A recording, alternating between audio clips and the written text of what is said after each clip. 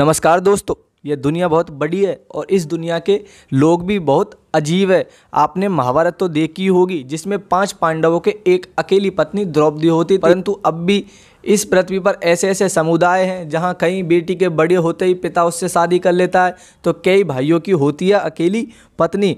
तो जुड़े रहिए हमारे साथ। वो समुदाय जहाँ कई भाइयों की होती है एक ही पत्नी, टोपी करती है समय का बंटवारा, जमीन न बटे। इसलिए तिब्बत के कुछ समुदायों में परिवार के सभी भाइयों की शादी एक युवती से हो जाती है। वैसे शादी की सारी रस्में बड़े भाई के साथ होती है, लेकिन घर पहुंचने पर युवती को बांट लिया जाता है। 60 के दशक में चीन का दखल बढ़ने के बाद इस पर कानूनी रोक तो लगी, लेकिन परंपरा अब भी चल रही है। इन्हीं मुश्किलों को देखते हुए वहाँ के अर्थशास्त्री ने बहुपतित्व की बात की, जिससे तिब्बत का भी हवाला दिया। तिब्बत में थिए प्रथा, एक महिला के कई पतियों का जिक्र तिब्बत में मिलता रहा है। यह एक छोटा सा देश है जो लंबे समय से चीन की मनमानी भी झेल रहा है। ऐसे में जीवन चलाने के लिए उनके पास ज़्यादा साधन नहीं। ज़्यादातर लोग यहाँ किसान हैं जो ज़मीन के छोटे टुकड़े पर पूरा परिवार चलाते हैं।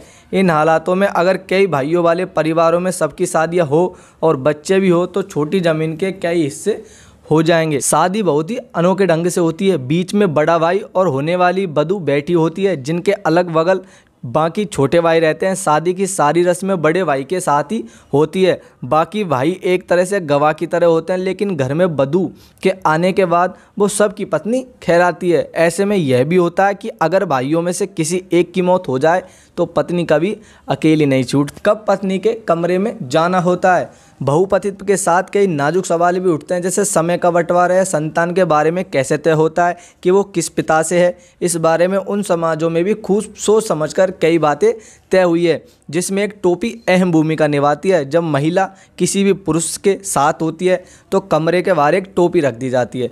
ये संकेत है जिसे बाकी लोग समझते हैं। जब तक कोई भी भाई भीतर रहेगा, दूसरे लोग कमरे में नहीं जाएंगे। इसी तरह से इस शादी के जन्मी संतानों को सारे ही पिता अपनी संतान मानते हैं और कोई भेदभाव नहीं रखते। तिब्बत अकेला नहीं है। दुनिया के कई देशों में छिटपुट स्तर पर या सीमित तबके में ही सही, बल्कि बहुपतित्व को मान्यता मिली हुई है। जैसे केन्या में बीच में कई ऐसे मामले आए जहां एक महिला ने कई पुरुषों से शादी की। मसाई समुदाय में इसे गलत नहीं माना जाता और परिवार की एकजुटता से जोड़कर देखते हैं।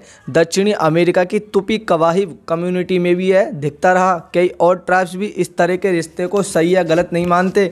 यहाँ तक कि भारत के भी हिमाचल और दक्षिण के कई ट्राइब्स में यह प्रैक्टिस चलती रही। हालांकि अब ये चलन में नहीं है, या फिर है भी तो इस बारे में खुलकर बात नहीं होती है।